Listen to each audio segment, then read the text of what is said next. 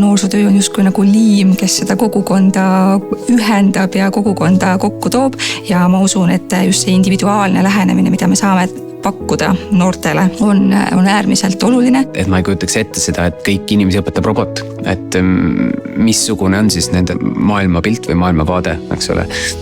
Et kõik, mida me ju nimetame inimlikkuseks ja kultuuriks lõpuks, kes üldse inimene on ja ma arvan, see inimeselt inimestele kogemus edasi andmine ja jagamine on väga oluline.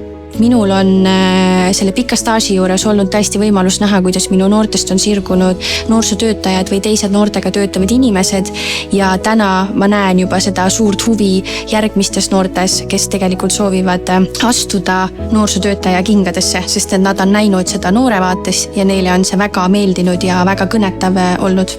Huviharidus ja noorsootöö on oluline osa meie tugisüsteemidest ja haridussüsteemis inimeseks kasvamisest. Kui me jätame sellest mingi osa välja, siis neid puudujääke me ei näe homme, me ei näe neid ülehomme, aga me näeme neid 5, 10, 15 aasta pärast ja selle all kannatab tuleviku Eesti.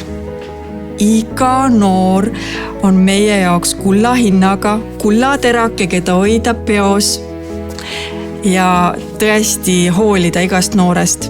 Ja mis ma tahaks noortele südamele panna, et tööturul hinnatakse noori, kes on panustanud kogukonda ja on olnud aktiivselt noores eas. Jah, ma usun, et huviharidus on suurepärane võimalus, kuidas noorte hääl oma kogukonnas kuuldavaks teha ja läbi selle ka ühiskonnas. Kõik mu õpetajad on väga toredad ja tahavad mulle muidugi kõike head.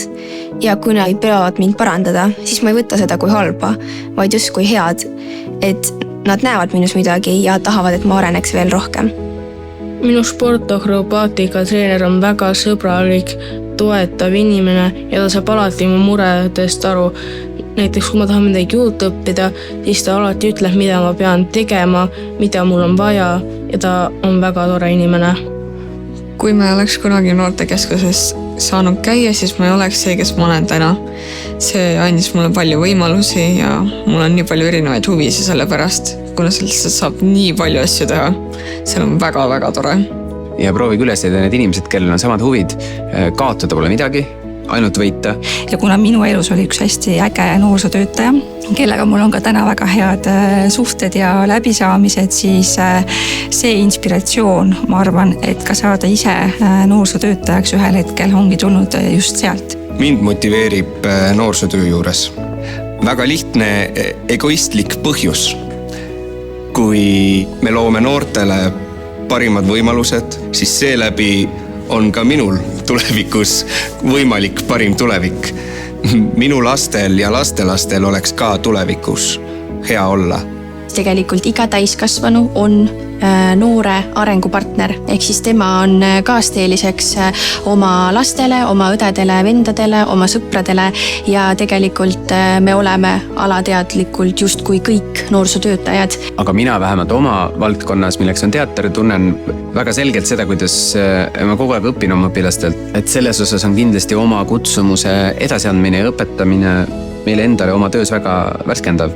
Ma ütleks kindlasti selle noorsootöötajale, et suur aitäh, et oled mind aidanud, kus ma praegu olen.